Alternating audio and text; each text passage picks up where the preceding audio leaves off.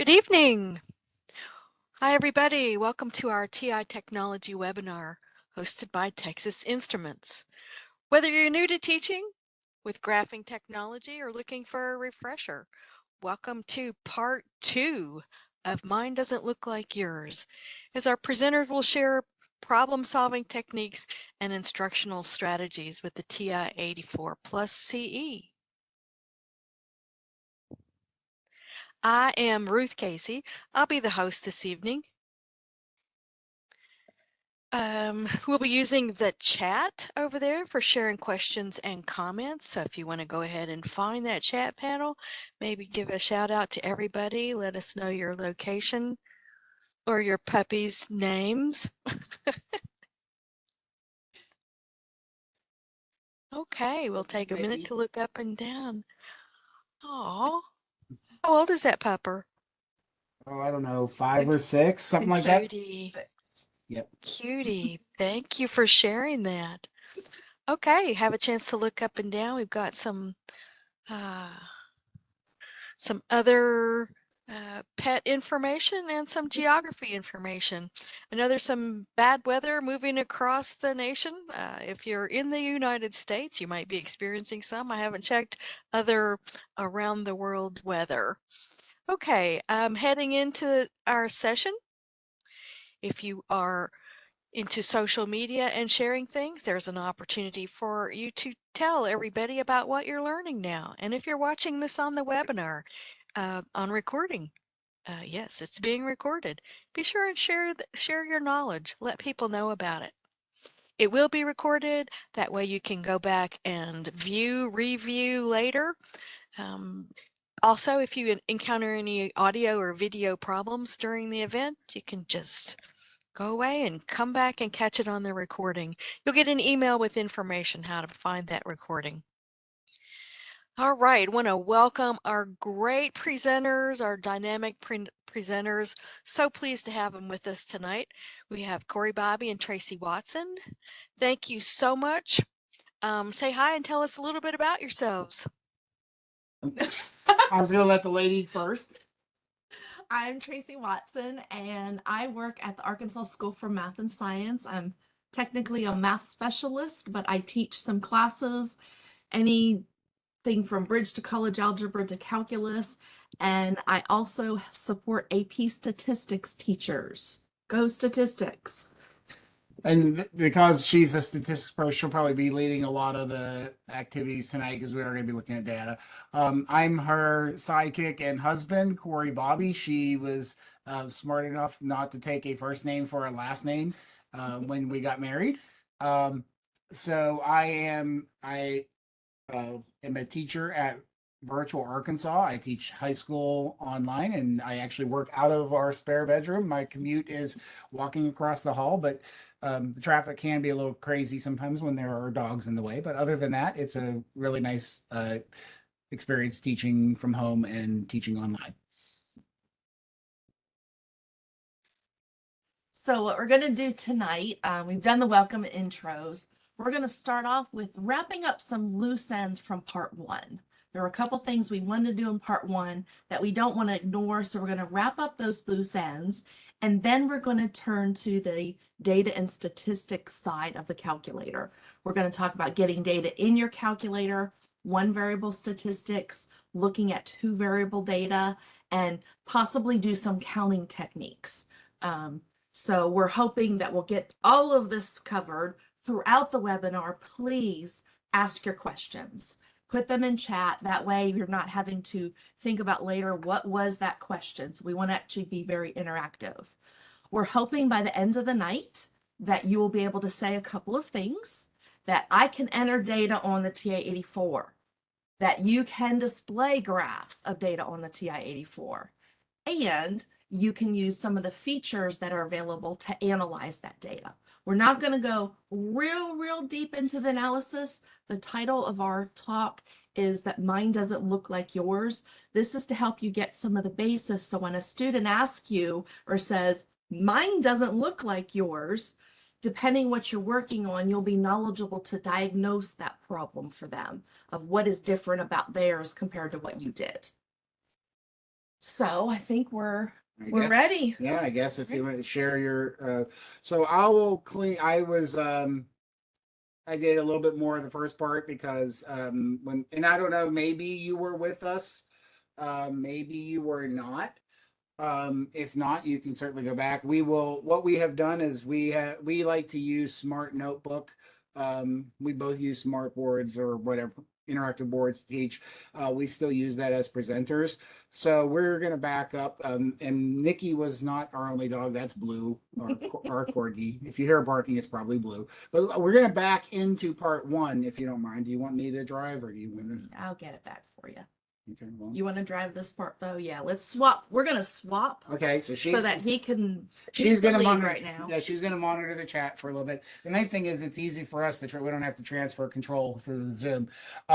So what we're going to do, there are a few things, and if you just as a quick reminder, if there's anything that if you weren't here for part one, you can review. We did some things with the home. It was mostly using the calculator part, the features and the graphing. We did home screen calculations and a lot of different things. Some of that was really, really cool that I liked to do. Then we explored some of the math features and some of the options and fractions.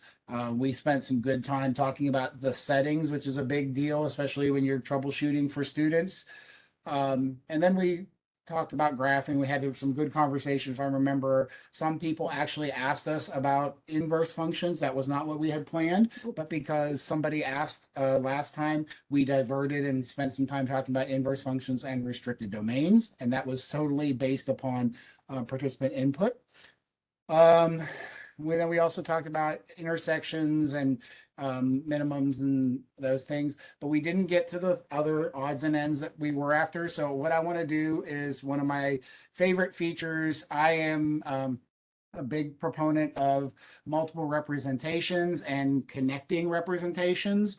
So what I want to do is I want to use a table to do some solving. So what we're going to do is I have an equation here. I want to solve the equation x squared minus 8 equals 13. I don't have this memorized. I had to write my problem down. Should have typed it before. Oops, sorry, that's not what I wanted. I wanted 4x on the end there. So I want to solve this equation, and there are many ways of doing this. Yes, I would like for the students to be able to do it out analytically, but I'm going to support analytic work with graphical solutions and numeric solutions. And again, using that multiple representation and trying to tie this together. Yes, Tracy put that in chat. We made a PDF of our slides at the end of the first session and posted it. We'll update these and do that and put up a new one for y'all. Okay? For all y'all. Because all y'all is the plural of y'all. Yeah. Yes. Okay. Well, it's one of the things I learned as a Yankee living in the South. So one of the ways I would solve this is I know I could set it equal to 0 solve, but I'm going to type in the left side into y1. And then I want to see a graph. I'd like to see a graph. And I really want kids to understand that the graph is where the intersection points are. Okay.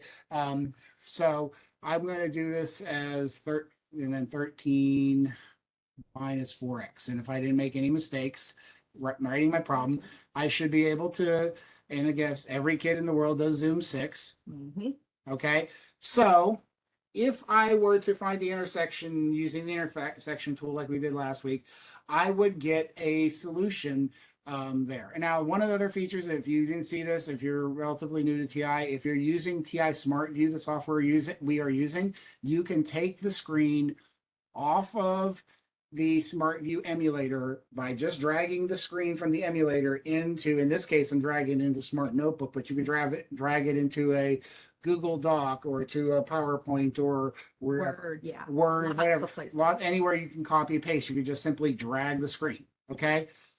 So I could find the intersection by doing second calculate and do the intersection.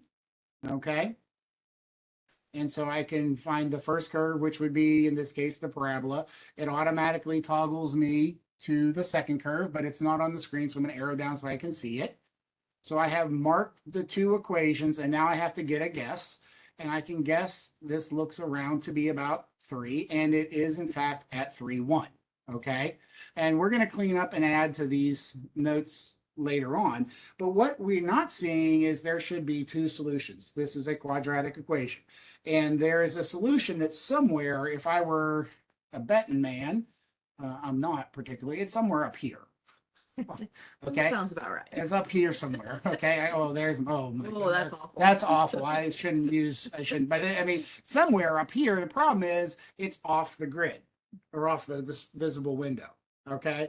So what I want to do is I also wanted to look at solving the solution numerically, and that's where I love the table. So what I would do is I would make with kids that have them look at the table. So if I did second and then graph, if you notice above the graph button, it says table. So of course you access that by pressing second, and that drops you in a table of values. So what we're looking for is the place where the x value that gives me the y values being the same. Okay. And there's the one that you found graphically. There's the one right there. There's the one that was on the screen and that I found graphically, but it's not always so obvious where all the solutions are.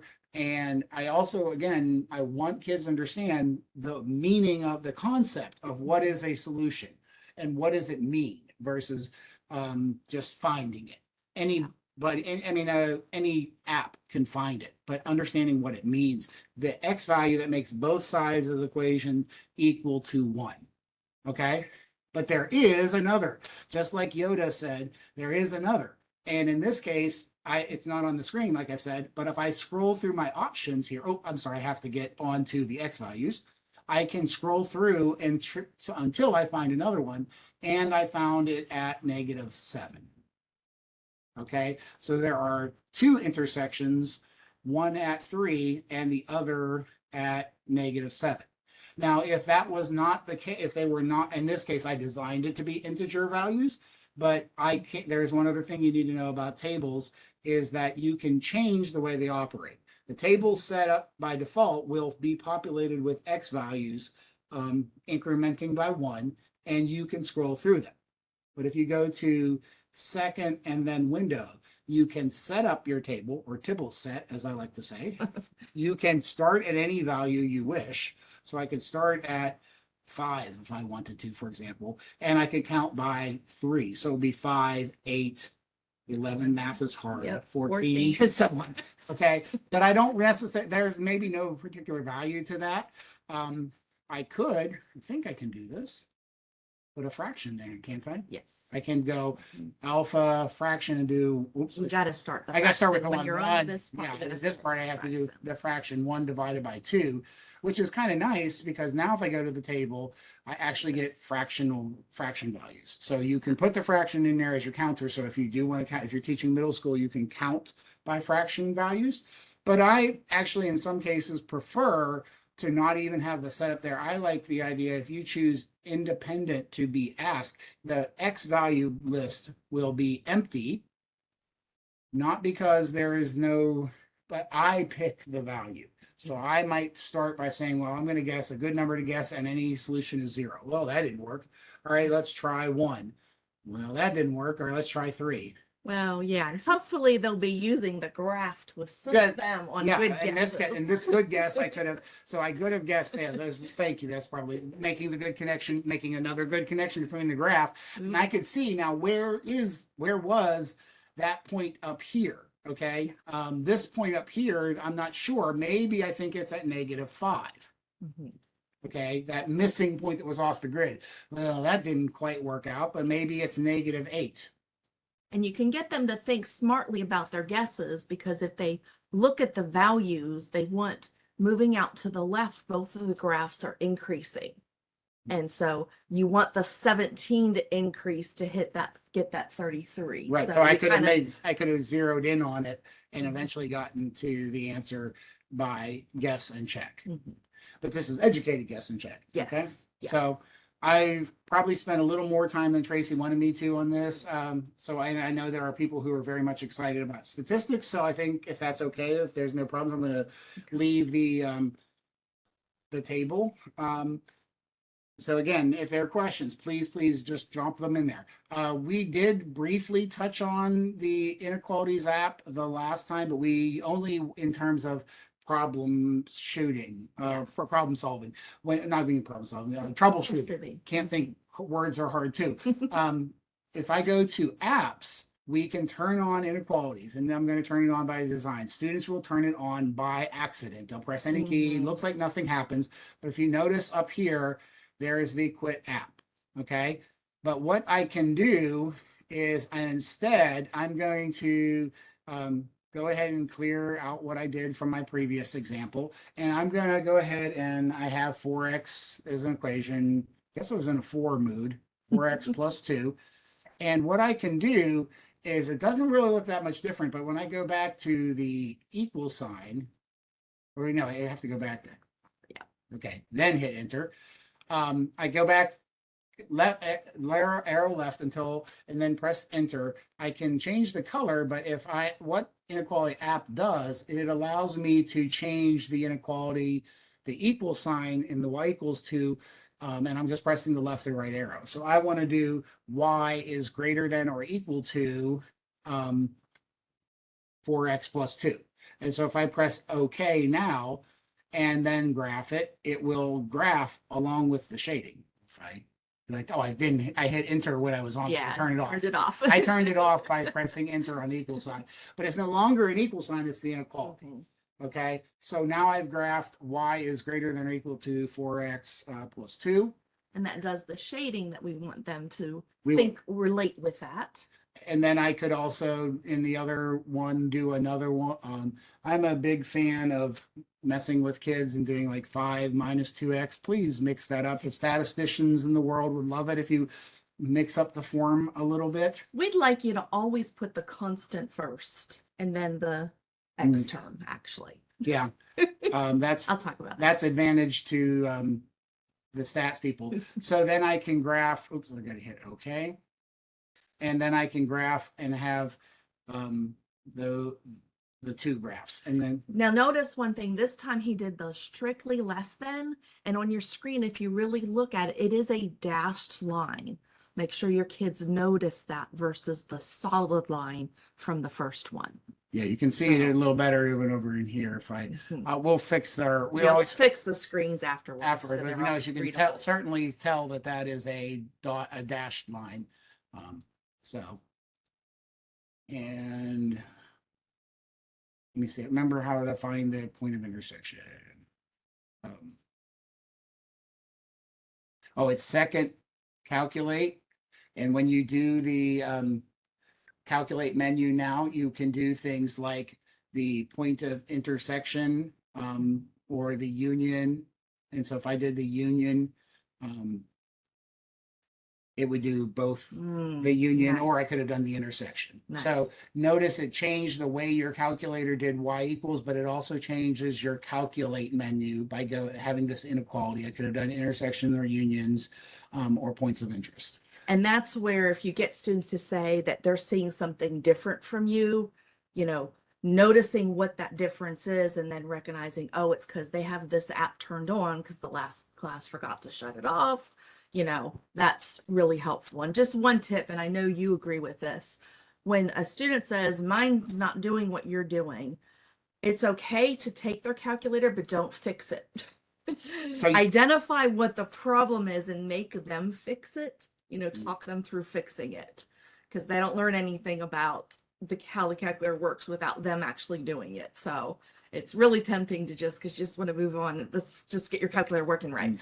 Right. And I'm a bit, earlier in my career, I felt like I had to go, and I ultimately got to the point where I would never drive the overhead calculator. And I'm much slower I want to strive to be one of the last people to press the button. Yeah. So that is all I have left. Yeah, and it's interesting. Someone said that in New Jersey state exam, they're not allowed to use this feature. Now, this feature, I'm wondering if it's the inequality app or that it couldn't be that table stuff we were talking about. No, not the table. I'm thinking it was the inequality. Yeah, I'm pretty sure that, and I do know that some states do require you to remove these apps for state testing, and that is That's unfortunate, and that's not the case here in Arkansas, but Yeah. we have other challenges. We all have our challenges. So I think that is all that I needed to do to finish up that we didn't do in part one. So let's do what y'all came for. Let's hear Data and Tracy. statistics. Yay. Okay, sorry. This is like, And one of us is monitoring chat, so I'm not going away. I'm just going to monitor chat. yeah, that's what we're kind of like, that's easier that way that he's got that job now. Okay, so I'm going to move forward, and now we're officially in part two. Here is the, and I'm not sure if I can throw this in the chat. Here's the tiny ULR I was talking about. I had it saved, but I'm not sure how to get to the chat right now on my end. So I don't know if you can take that in real quick. Okay, I will. And so that is the folder for both part one and part two that has files. You'll find some stuff we talked about in part one, some extra files in there. But it's really, I look at this as if you want to go back and remember what we did, we're trying to capture everything. And it's a good place to kind of go back and remind yourself what we did. And that way, if you miss something, you can get it. So what we're going to do is we're going to take some data, get it in the calculator so that we can do something with it. And as a statistician, the first thing that we always do with it is, okay, let's get the data in and then we look at it. So that's kind of going to be our start. Before you start, shouldn't we? I should turn off. Yeah, you better turn. Yeah, I'm sorry. Calculator. I didn't clean my space. I didn't put my tools away. When you do inequality app, it does change the way the calculator graphs. So the easiest way to do it is press Y equals and go back. And this is the troubleshoot. If you ever see this quit app, the students have turned on an app. If you go there and choose quit, whatever the application is, then that menu is gone and life is Yeah, you're again. kind of back to normal. So I didn't do that. I apologize. Yep. Oh, you know that's going to happen all the time. Okay, so I'm going to also go ahead and clear his equations out, just so we're kind of starting fresh and clean, because that's the only part that he was in the calculator. So the first thing that we got to do is I just got some data somewhere, and I've got 18 pieces of data. It is, quite a bit, but you want to have some really profound data sets for your students. I thought 18 is enough to kind of give them a really good feel. More than that, it would be hard to type all that in. Less than that, you might be missing some good statistics. Okay, so I thought 18 is probably a pretty good number. I actually have two data sets. I've got 18 leg lengths and then 18 stride lengths. I wasn't sure about my screen setup because I wanted areas to drag my screen over. That's why I split my data a little bit. So to put data in your calculator, we're going to go to the stat button, because eventually we're going to do some statistics with it, and it's under edit. That is the screen that you give data to your calculator that you've collected. Now, it is possible, I'm going to throw some data in here, just to throw some data, that you might have data already there, okay? And so the first thing you want to make sure students do is let's clear your lists out to make sure we're starting off fresh and new and fresh and clean, okay? So when to clear data out, there's a good way to do it and a way that you would think it works, but it actually doesn't. Okay, so if you go up top at the very top of the list and you're sitting on the list 1, you want to hit clear, and then you'll notice down at the bottom, originally there was those values there. Maybe I'll get out of that and do that again, so that you can see that. I should have pointed that out. So if I go on top of L1, you'll notice down at the bottom of your screen, it actually is your list values, okay? And so we're going to clear those, and then to finish the clearing, I hit enter. Now, it is highly possible that a student will go up on top of L1 and say, oh, I want to delete this. Well, if I hit the delete button, I'm not deleting the data that's in there. I'm actually deleting L1 from my screen. And maybe I'll do it L2. Oh, I'll do it. Oh my gosh, Miss Tracy, they're all gone. You didn't delete those lists. You just deleted them from the view that you are. So this is one thing I had on a Post-it note. on my desk because it's going to happen, and it's going to be that moment that I'm not going to remember really quickly the quick fix for that when you don't have all 6 lists. If you go to stat again, the place where you go to work with data, number 5 is the setup editor. That's going to bring all those L1s to L6s that they deleted back again. And I'm telling you, you want to put that on a Post-it note in your classroom. It happens, but it doesn't happen often enough. It took me quite a while to kind of remember. Now, if I go back to stat edit, all of my L lists are back again. So there's a big difference between clear and delete. Okay. So you, yeah, Christina said, or you just reset the calculator. Yes, that is the way, unless you've already entered a whole bunch of data and you don't have to enter it all in again. But yeah, and doing a reset, I mean, there are teachers I know who are have 2+712 memorized and teach that to your kids. That wipes everything out, and that's a really extreme solution to a minor problem. yeah, There are other things that I may want to have saved that would be lost by resetting your whole calculator. So that's not the way that I would best address it. But I agree, it solves it. yeah. So I started entering my values since I've got my list back, and I'm going to go ahead and pass it off to Corey. while you talk a little bit, While I you're in the talk a top little of 70. 71 is next. Okay. And so he's going to enter these values. And I just wanted to mention a couple other things while he's doing that. And so I need to concentrate on what I'm talking about.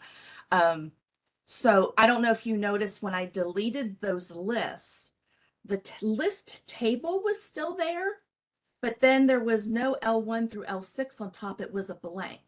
You can actually use named lists, going up on top of that blank and then using the alpha keys, the alpha letters on your calculator to type in names. You want to keep it short names. I think there's a limit on the number of letters. 8. Time, and I wouldn't even do 8. Time, dist for distance. That way they have that connection with what the data actually means. I know in statistics, we always talk about everything in context of the problem, but sometimes I might not want to worry about naming the lane list, but then on my paper, I'm going to write L1 means this and L2 means this. Okay. So if I go up top and go past my L6, I'll show you what I was talking about. Right there is, I can do a named list. And so I can go in here and I can start, I'm just going to call it TI because TI is kind of important tonight to all of us, isn't it? And so now I have a list called TI. Now I'm not going to do anything with it right now. We're going to see that somewhere else in a little bit. And then you'll know how you can recall those lists that you've named versus L1 and L2. Okay.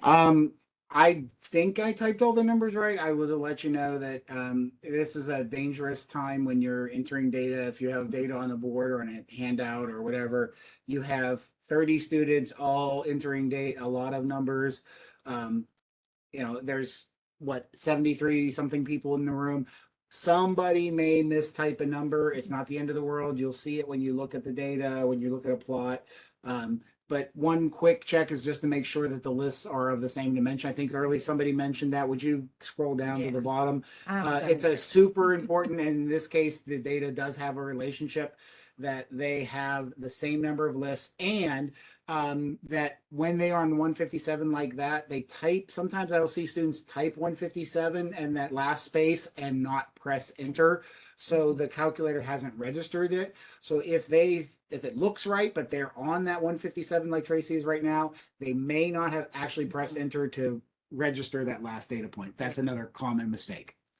I was at a session in February this year that we were doing something similar to this, and one of the teachers suggested, and I've done this before, and I thought it was a good suggestion, especially if you have a big class and you're worried about them typing something in, because it is good to do longer lists. What they do is they have them sum up the list. And let's see what number we should get for all of us for summing up the list. And I can do it right on this screen because I'm not going to use L3 or L4.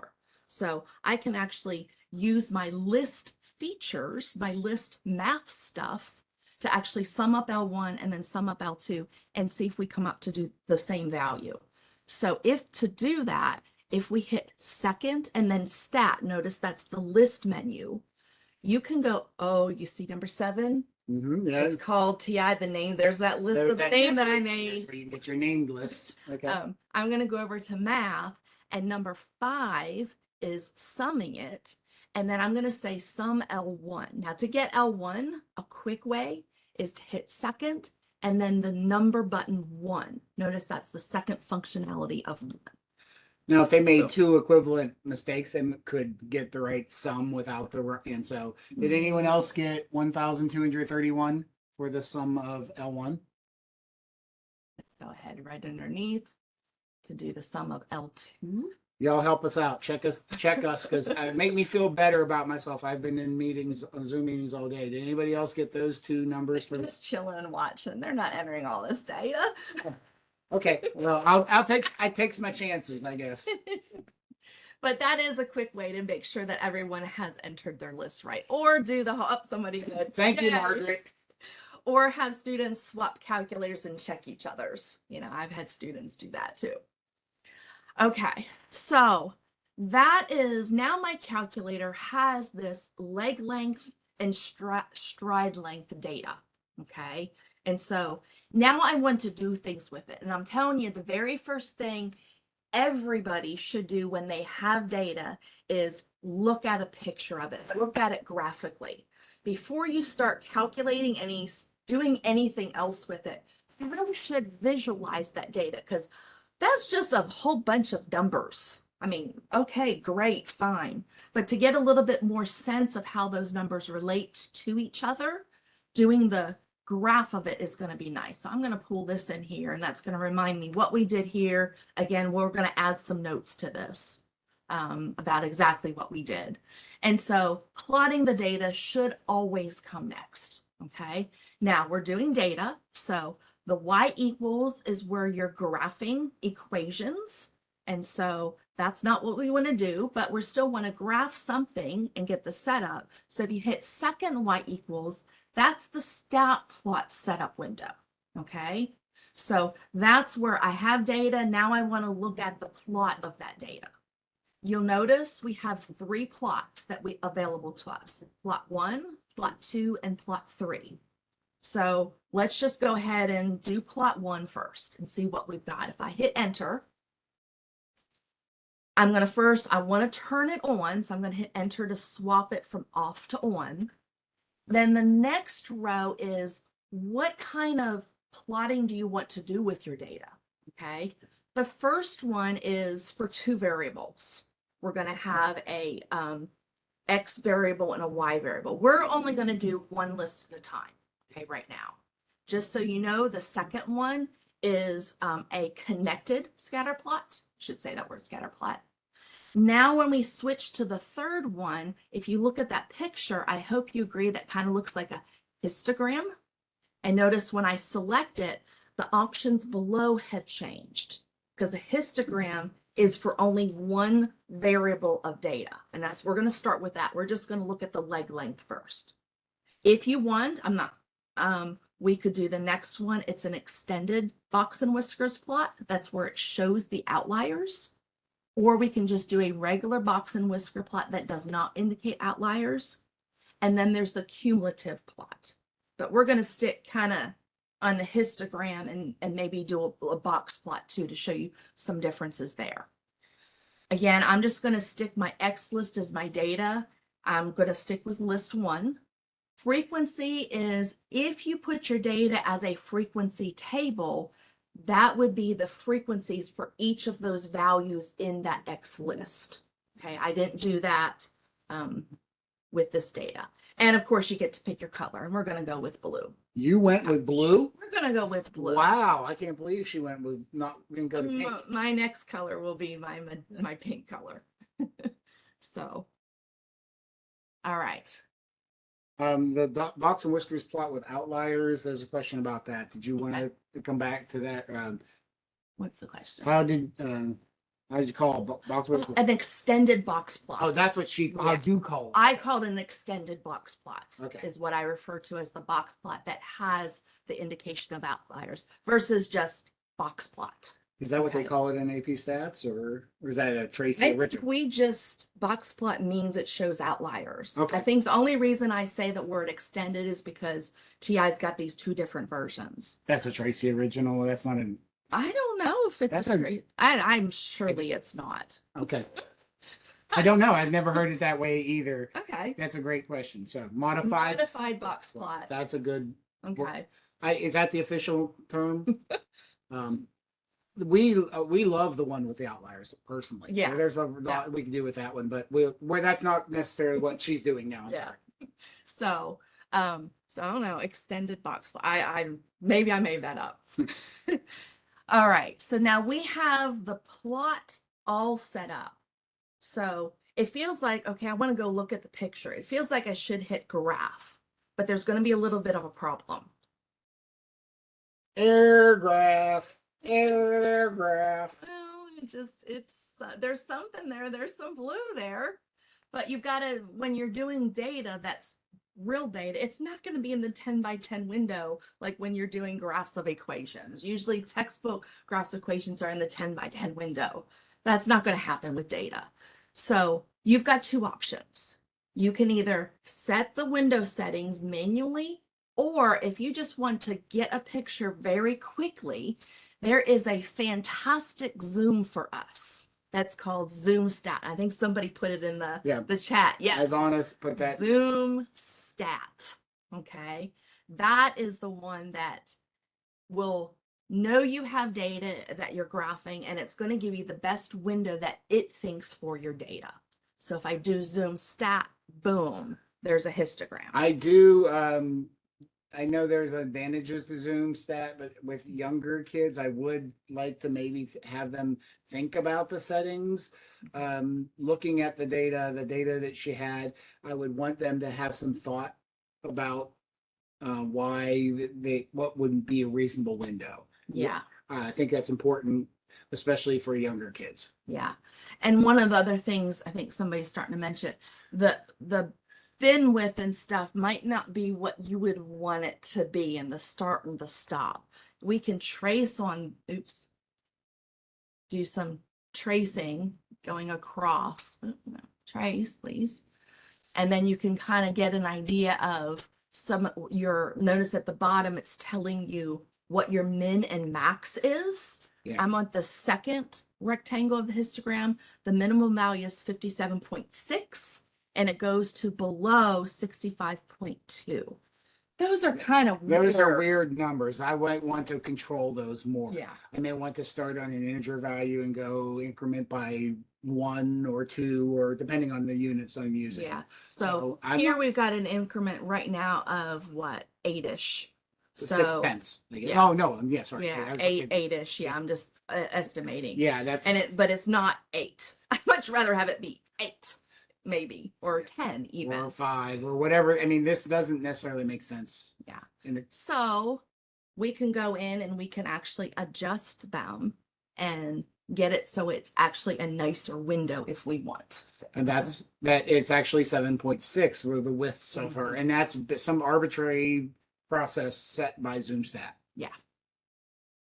And so I'm going to go ahead and make that 10 so that I can, and now I've messed up my height because I've changed some of the values of the height. So we can go and adjust our Y max to go higher now to try and catch everything.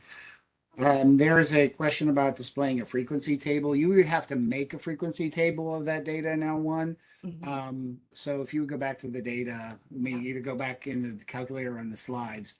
I don't know. It would have Frequency table for this one, I don't think would be too terribly interesting because She I does- don't have a lot of repeats. I don't think I have any repeats in the leg length. The stride length, there are some repeats, but there aren't very many of them. Yeah, there's no repeat. But if she had, so, it would be 51, 52, 1. It would be a very boring frequency. But if she had multiple 50s, then she could say 50 is the value, and she might have 4 values of 50. So it might be something like that. And then 52, she might have 2 values of 52 or something. We don't have that much data, but that's what a frequency table would look like. Great question. Yeah. And then when I do set up my stat plot, let's go to plot 1, then I would put, I think it was an L4 here, and then the frequency would be the L5, that list that I was capturing those frequencies. So, Okay. okay, that's how we would do. That's what a frequency table might look like. We didn't plan it that way, but Yeah. great question. Thank you. Really good question. So when it comes to getting the graph, I mean, depending on your level, you decide if Zoom stat is good enough or manually looking at the window. I mean, I'm just going to go ahead and do the Zoom stat. Just Okay. Would you mind making up a quick frequency table and taking him through the creation? Is what he's asking. Oh yeah, sure. So let's make up a start. Let's get a little bit more data than what we Yeah, have there. yeah. That's cool. So let's continue with L4 and L5. So let's just make a few more numbers. So that means she had 4 50s, 2 52s, and then 7 62s, and 67, suppose she had. So that means there will be 50, 50, 50, 50. 30, 52, 52, and then 62, 62, 62, 62, 62, 62, 62, and Okay. so on. But that's a whole lot of typing. This is much more efficient. Yes. Now she can make the frequency plot of, the box and whiskers plot of L4 and L5. So she would go to XList. And remember, the shortcut to get L4 there is second and then your numeric 4. I love that. Quick way to get L4 and L5 in there. Now I'm going to go ahead and do the Zoom data again. Zoom and then number 9 for, or Zoom stat, sorry. Now there's my histogram for that. Why are you not getting 4? Oh, because the bin widths. You had the 50s and 52s got lumped together. Yep. The 50s and 50s because of the bin width. If she goes to the window, 50 and 52s are lumped together. Those 4 and those 2 were lumped together. Yeah. So that's good. I did it's that. a good. I'm glad I did Yeah, that. that's not that. That was that's why we have been asking questions. So thank you. That's awesome. Thank you, Sam.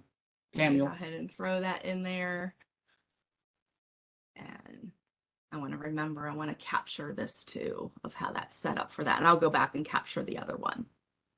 Okay. Now let's go to, we have a second set of data.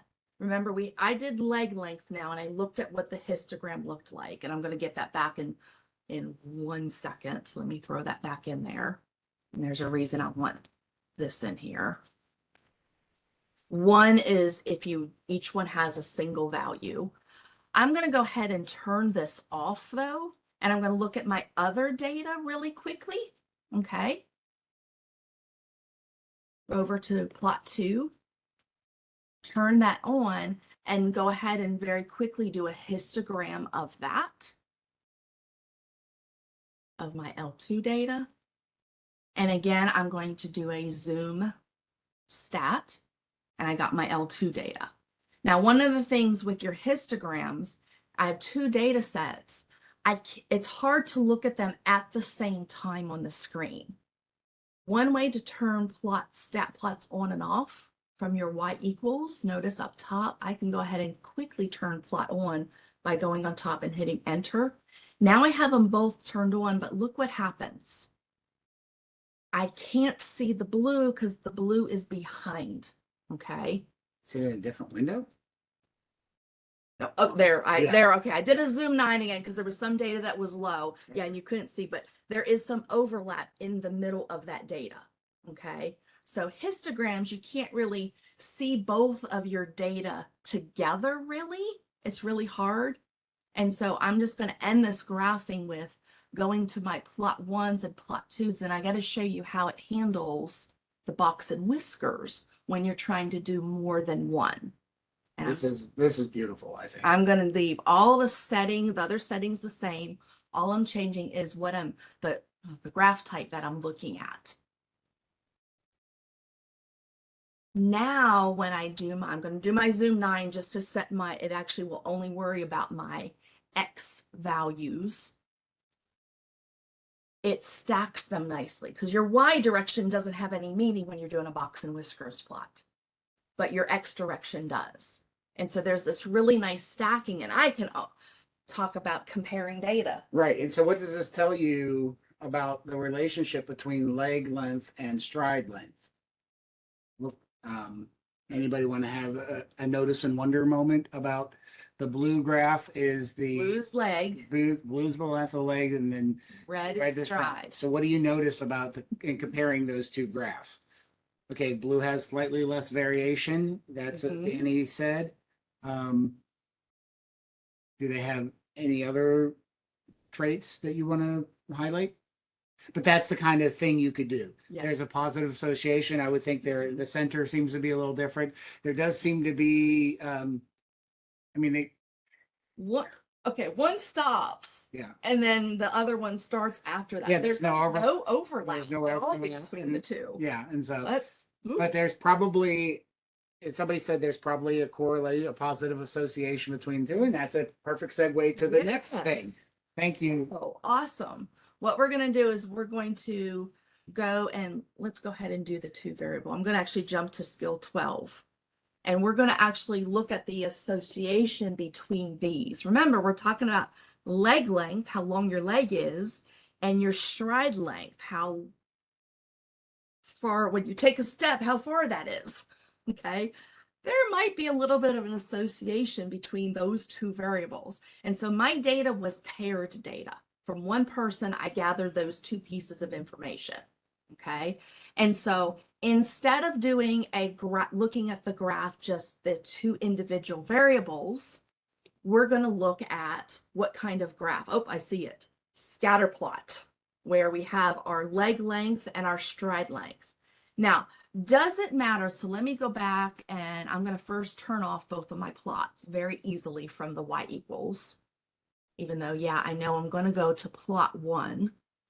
And now I want that one to be a scatter plot, the first option. And so now notice we've got X list and Y list. Now, okay, statisticians, what do I want in the X list? What do I want in the Y list? And does it matter?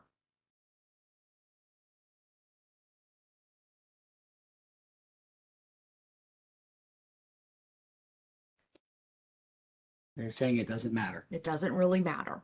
Leg length or stride length, okay? So I'm going to leave the default L1 and L2 because that's what it is. This time I am going to change the color just to do something different. You've got your colors here you can use. And my favorite, oh, I passed it, is magenta. Okay, so now when I ask it to graph, it's going to do a scatter plot where my X list is my leg length, my Y list is my stride length. Again, I'm going to do the zoom stat, just so I'm not having to worry about the windows. And someone thought about it earlier, and I think we've got a little bit of confirmation now that looks like a little positive association here. And there's now a little debate going on. It could matter if we're trying to predict one variable from the other, which variable we are trying to predict. The one that we are trying to predict should be the Y. The Y, and the one that you're use as your what you're predicting up. Yeah, you're independent. You're independent. Yeah, your explanatory variable and your response variable. Okay. Yeah. So sorry. So if you're thinking about that, then you would want to set them a certain way. But when it comes to just two datas and just looking at it, unless you're going to do some prediction with it, it really does not matter which you have. Okay. Especially in a linear, because you can find the inverse and you just yeah. Okay. So now we're going to show you two ways to get a regression model for this. We're going to do the way that you really should not do first with students. And we're going to go ahead and do it first and get it out of the way, because there's going to be another way that I think is much no, I'm going to do what I would do with my students. Yeah, do it the way you would yes. do it. Yeah, don't. For my students tonight. Okay, so we're going to do the manual fit. We're not going to ask the calculator, hey, give me a regression model. No, I want you to do some work. So I am so old, I used to lay spaghetti on the overhead projector And if you are old What's like an me, overhead projector? I know you can't even. The young ones are not not understanding the words that are coming out of my mouth. But if you ever put spaghetti on your overhead projector panel, we're about to do that, and you Yes. should get your spaghetti out. So, All right. So getting our spaghetti out, we're going to go to stat because we're going to do something with our statistics, our data that's in our calculator. We're not going to manipulate our statistics. We're not going to edit it or do any of that. So if I go over to calc menu though, I'm going to do some calculations. This is where we're probably not going to have time to do this, where you could get your mean, median, and all that kind of one variable statistics, but for your two data sets. But I really want to go down to the bottom of this list. Quick way to get to the bottom of the calc list. This is hidden off the screen. I wish this were the very first regression model, is manual fit. This is literally going to be putting a spaghetti down onto your calculator screen. When I do manual fit, then it asks me, where do you want to put the results? Once you lay your spaghetti down, I'll come up with the equation and I want to save the results somewhere. So if you remember last time, I think we did this. We've got some soft keys up here that if I hit alpha trace, I can say, put it into Y1. Okay, and I can't remember if we did that last time, but that's a great place to get those Y1 through Y0 values, variables. And then I'm going to say calculate. Now it's actually not calculating anything yet because it's waiting for me to throw my spaghetti down. and you determine a line with 2 points. So Tracy's going to pick two representative points. They don't need to actually be data points, but we can literally that line that she marked the first point there in the lower left, and now she's by eye. Visually, that line's terrible. That line's maybe too steep, and they could argue, but every kid should do this. Yes. I feel like this physical kinesthetic is important for many, even for AP Stats kids, Yes. but certainly important for younger learners. And the good thing is, once they think they lay it down, even when I hit enter in my last point, I'm not finished. It's still going to let me adjust. I do tell them, make sure you do points on the two ends so that you can get a really good guess at laying your spaghetti down. I actually did a pretty good job. I might want to scoot it up a little bit, change the slope. But now if you look in the top corner, top left corner, I can now modify what the slope is of that line because it's 2.2 something, something, something. I'm going to make it just one decimal. I'm going to say my slope is 2.3 and then hit enter. So it adjusted a little bit. If I hit my right arrow key, now I can adjust my y-intercept. So if I'd want to scoot it up or down at all, I could do that. So I'm not finished yet. I'm still kind of modifying a little bit. And I'm just modifying so it's just one decimal value versus anything more than that. But it gives them a nice first. What did I do? I don't know. I did this last time too. I think It's negative 21.7. They're going to do that. yeah, it's Because it's a negative 21.7. And it's all good because I can fix it right now. But I think I said this in chat. This is so valuable to give students estimation skills. And I have once in my life from scratch calculated a linear regression using all of the procedures, and it's painful. Yes. Okay, I want them. This model is just different than the linear regression. It's maybe not following the same procedure, but this is a reasonable approximation. This looks good to me. And it is a great model. It's just not the least squares regression line. Even in AP Stats, we don't do the least squares regression line right away. We just do models that we lay down first. And if it looks good and it's appearing to do a good job, it's a valid model. Then there's the mathy model, the best mathy fit model. So now I'm going to go ahead and hit the graph button to say, yes, I'm good with this. I'm done. And then it lays it down. It has saved what I have into Y1. And so I can look at my graph. And then if I paid attention to what my X value was and what my Y values, I can use that model to do some prediction. They would like to see both the manual fit and the linear regression at the same time. Test me to see how well I did, aren't you? Yeah, we want to see if she did, because her model's not invalid. It's just maybe, now we can run the linear regression and see if her model is how it compares to the least squared regression. Okay, so Now, the other thing that I really like about this is sometimes I know the context of a problem necessitates a certain Y value. So sometimes there are situations where I know the context would be zero going through the the origin. y-intercept, yes. Yeah, I can control a regression will not fix a point through the y-intercept. And that's what I like. But let's see. Yeah. Let's test Tracy because I want to be able to Right. tease her. Let's see. Let's go to stat. And again, stat is data stuff. We're going to calculate something on our data. Now, if you're not a statistics person, you're teaching the kids to do number 4, and I'm okay with this. AX plus B. Statistics classes, we use number 8, which is A plus BX. There is no difference in how it calculates. This just allows me to add a degree of another term and have like a nice pattern, but I'll go ahead and do 4 because that is what all my kids do before they come to me. And then I try and convert them. Don't always be successful, not always successful. All right, so we got our X list, our Y list. Again, we don't have any kind of frequency for this. Data, yeah. I'm going to store it in, where do I want to store it? You put it in the first one. You put in Y1. So this one you want to at least put it into Y2. I better put it into Y2. At least not put it in Y1 because if she put it in Y1, it would overwrite her manual fit. Yeah, so be careful with that. All right, here we go. Okay, there's the values. 1 point. Okay, my y-intercept definitely was different. Let's go look at the graph and see what they both look like. I didn't do too bad, you know. I could have adjusted my slope a little bit and I would have been a little bit more least squares regression like. Okay, but that's actually not too bad.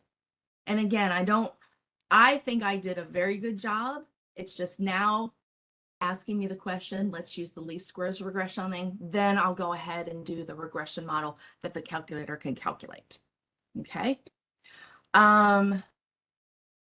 I think You want to do R values or? we don't have much time. Well, you want to show them at least R values and how to turn them on and off? Oh, yes. Yeah. So you'll notice when I ran that, I'm not getting my R and R squared values. When I run a regression, a statistician wants to actually see more than just the coefficients.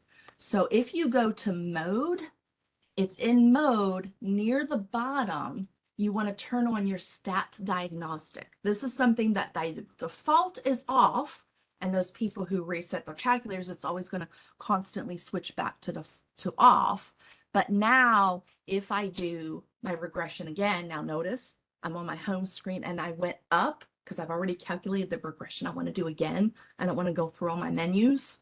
And then if I run that exact same regression, now I get my R squared and my R values. Somebody would like to see the residuals. We show them where the residuals are. The residuals, oh my gosh. You know, each data value has a residual value, right? It's that distance from what was predicted and the actual data values. Well, look, if you go to, list names now, it has actually created a list with all of the residuals. So I can actually look at the residuals. I'm on my home screen and I just pulled up that list. Or if you want to do a stat plot of it, we can do that. Residuals. It's a scatter plot. Okay, I have it turned on. My X list is your X values, which I think we let them be to L1. And then you'd want to switch your Y list to your list of residuals. Now that's going to give me a scatter plot of just the residuals. I need to probably turn off my Y1 and my Y2. And probably do a zoom stat. And then I'm going to do a zoom stat. To boom. Now you got your residual plot. And a residual plot, those are the errors. This is based on the least squares regression line. There should be no pattern, visible pattern to the residuals if your model is sound. Yeah. So if you feel good, I feel pretty good about a linear model for that. Yeah, I don't see any here. pattern here. Boom. So I do think I think we Ruth have to needs stop. take it back. Yeah, the only thing we weren't able to do, and we apologize, is we were hoping to do maybe some things with permutations, combinations, show you where those are. But we could, if you're interested, you can email us. We'll show you that. We can work that out. All right, Ruth, I forget to have Hey, you well, the power back. chat's still going to be open. They're going to be looking at comments and questions there, so that'll be going for a while. We have a few more things to take care of before we sign out for the night. Resources from Tracy and Corey. There's the link again. It was in the chat previously, but it's coming in the chat again. Remember, you can save that chat on many of the devices that people use to join the webinar. It's also provided in slides. You'll get an email with a link to some documents, and the documents will include these slides that we're sharing tonight. And now, drum roll please, Corey. It's time for a webinar drawing. Yes. All right. So I used my random integer feature on my TI-84, and I used the list of registered people, and the winner is, oh my gosh, what are the chances that she just made a comment? All right, the winner is Victoria Rizzo. Congratulations, Victoria. You'll get an email with information about which calculator model you choose and where to send it. Okay, well, that just came out of nowhere. I thought I had clicked enter before. You'll also get an email that has the link to the recording. It'll include a link to the webinar documents that will include a PDF of the slides for tonight. And there's that link in chat if you need to know it now, but it's coming just in a couple of days in email to you. And here's a link to create a certificate of attendance coming out in the chat. All right, so there's the documents that's in the chat. You'll also get it in email, link to certificate of attendance,